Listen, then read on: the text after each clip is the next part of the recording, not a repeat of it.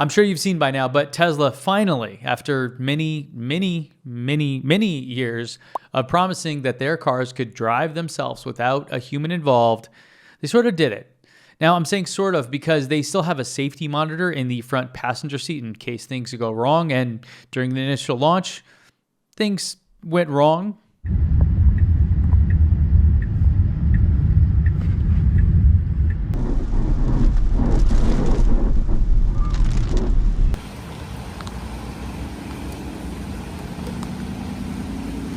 But honestly, I was sort of impressed. I think it went better than expected from all the videos I've seen, which of course, we're going to have many more of these coming up because there are people that are being encouraged to share their experiences online, and some of those aren't the best. But in some ways, it really did impress me because I was very skeptical that they would ever be able to do something like this.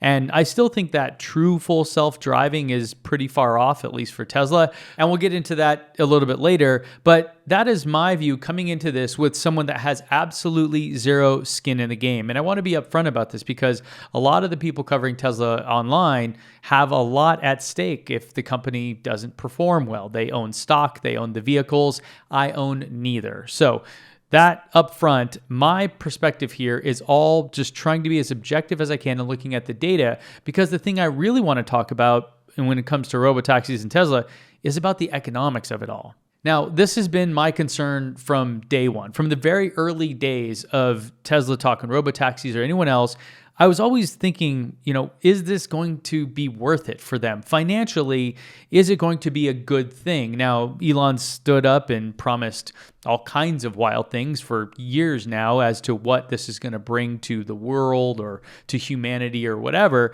But really, if we take a look at what Uber's done and then kind of work backwards from there, I think we can get a better sense of the economic reality of a service like this from a company like Tesla. Okay, so starting with Uber, the rate is around $1 to $2 per mile. Now, they did change that recently, and they're doing this sort of upfront pricing thing, and it's sort of a black box as to what they're going to charge you now. But prior to that, and from several different sources being out there, I was able to find that the driver cost, the best estimates on the internet, is around 60% of that fare. So you're paying $1 to $2 per mile, and at the high end there, you're looking at about $1.20 of that cost going towards the driver. That's before Uber takes their cut of it, okay? So there's a lot of fixed costs here, and then Uber takes a bigger cut based on whatever the driver would be getting. So you're sort of revenue sharing with them. Now, in theory, you could save 60% right there of that fare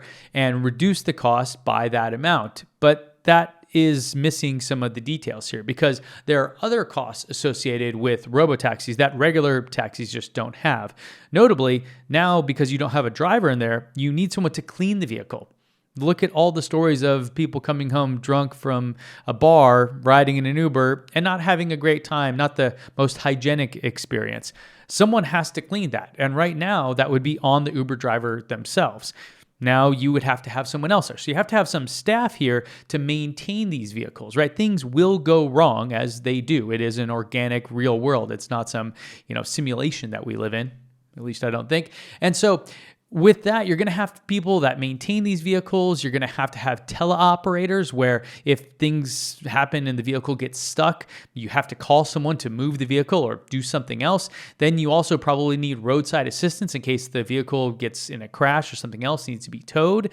All of these things are real world scenarios that will require staff and infrastructure that currently the driver themselves will mostly handle. So yes, you can remove the driver, but it's not like you're going to recoup 100% of the cost of the driver, right? You're going to have to build all this other stuff in. So if you were to look at that, my guess is that you would still be able to remove about 50% of that cost, which is good. And the net of it is that you still would be able to drop the fare significantly in order to deliver this service, which would undercut everyone else and in theory gain your market share to where you eventually could become the dominant player. At least I'm guessing that that's what the plan is, or that's what Tesla thinks the plan is on how to actually break into this market, because it's a pretty crowded market if you think about it. You've got Uber and Lyft and a bunch of other companies out there throughout the world. And then you have Waymo, who's already been operating as a robotaxi for years now in different locations and really kind of succeeding in that space in terms of delivering on the promise. And of course, being able to do this assumes that Tesla is able to get past that point from a technological adoption standpoint, the maturity of this tech, to where they don't need babysitters in the front seat.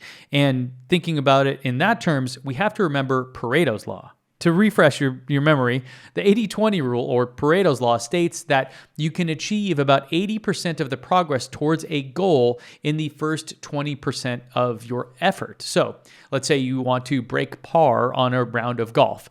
80% of the way would be what you can do after a few years. But to actually break par, to reach that goal, it could take you a lifetime. So that last 20% of progress is about 80% of the effort, right? So we can get pretty far along on a lot of these things, but to really achieve that goal can be monumentally difficult. So on the page here, I have this autonomy curve. Essentially, this is the progress towards that goal of achieving 100% autonomous vehicles.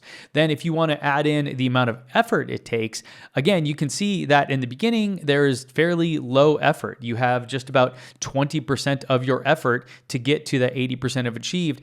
And then the effort just goes up substantially. So most of the effort is still to come after you've already hit that 80% goal. So if you map out where Tesla is today, and this is based on some smart people on the internet tracking these things, they think that Tesla is right around 90 to 92% of the way there. Now, as I mentioned before, most likely these are a lot of folks that have a lot at stake. They have a huge chunk of their wealth probably tied up in Tesla stock. And so they very likely are overestimating where they are today. Because really, we won't know when we achieve 100% autonomy until we achieve it. It's sort of like wandering through the fog. The road ahead is becoming more clear, but we really can't tell how much further it is until we get out of it. So we really don't know when we will get there from Tesla's standpoint. And so, it could be a year from now, it could be 10 years from now. But assuming that's true, this would mean that Tesla still has a tremendous amount of effort and time and money left to achieve their goal of near 100% reliability. And of course, the real challenge is, how are people feeling about it and if they will trust it? I mean, it's no secret that people's opinion of Tesla, because of Elon Musk's activity with politics, has definitely soured. I mean, pretty obvious. Just look at the sales figures and how everything's been going. Opinion polls all around the world, people are upset with Elon Musk, and they are transposing that feeling towards him onto the brand. If you can separate the brand from the art from the artist here, I really do think Tesla vehicles are very well done. I think they're some of the best out there. They are sort of kind of long in the tooth at this point. They haven't really innovated much beyond the initial designs and everything, especially when you look at some of the other more compelling vehicles out there. But assuming that most people have a very difficult time disassociating Elon Musk from Tesla, I think that is a massive hurdle. But beyond that, we do have some data here just about self-driving cars and whether or not people will trust them, irrespective of their feelings towards Tesla and Elon Musk. And this comes to us from AAA in a survey that they've done for several years now. And in their survey, we can see that in 2025, the number of people that are afraid of self-driving vehicles is 61%. It's a big number, but it is down from 2024 and 2023. So things are seemingly heading in the right direction, but it's only 13% of people on here that actually will trust a self-driving vehicle.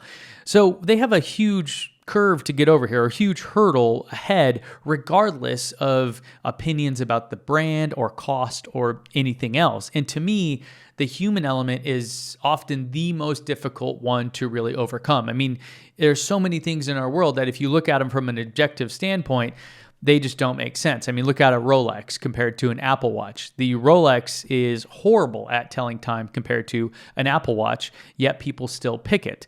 And so that's one of those scenarios where it doesn't really matter how good the tech is. There are going to be a lot of people that just don't want to do this or don't trust it. And as of today, I mean, going back 4 years through this survey, it still is a very large percentage of people that are afraid of self-driving vehicles. So this, to me, regardless of the economics, is likely the biggest challenge that Tesla, Waymo, and anyone else faces. But of course, you'll always get those early adopters on the internet just gushing over everything Tesla does to try to get clicks and build a following. So be prepared for loads of spin on this in the weeks to come. And of course, if you want to focus on the facts from someone that doesn't have any skin in the game in these companies, I'd invite you to become a member down below and join the discussion backstage where we can really get into the details of this without worrying about any of the kind of fandom surrounding it. Now, as far as for my take on all this, I think self-driving cars are definitely coming. They will definitely be a part of our future. And it's good to see progress here from Tesla. I mean, assuming you can call that compared to what Waymo's already been doing, which is technically far ahead. The idea of what Tesla is doing, though, could help them leapfrog essentially everyone else overnight and have thousands of new robotaxis roaming around the roads. I mean, that's a far cry from the millions that we were supposed to have all the way back in, I think, 2021. But the economics of it, to me, don't seem that compelling yet. Tesla will need to build a lot of infrastructure for the teleoperators, the customer service folks, the roadside assistants, the cleaning, maintenance, etc. And if you see what Waymo has done, they have these massive warehouses where the vehicles come in, they charge, they get cleaned, etc. And with a recent slump in deliveries, they'll absolutely be tight on cash on the Tesla side, which means that investors might not be willing to go along with this whole idea because it isn't just remove the driver and everything's fine. Of course, there is the possibility that a person that bought the car themselves can be responsible for all that and they can offload that to them. And if that's possible, where you as a person, not just Tesla, the company, can send your car out, I think they might be able to skirt around a lot of those costs and maybe achieve some sort of market presence. But at this moment, it is way too early to tell. I do think it's worth looking at this from the economics and the human standpoint because those are massive hurdles. Now, of course, that's just my guess. We'll have to see what the reality is once the data comes in. So subscribe to follow along if you haven't yet. And also, if you want to see what I really think the future of Tesla is after Elon Musk inevitably leaves the company, go check out this video over here. That's it for this one, guys. Let me know what you think in the comments, and I'll see you back here next time.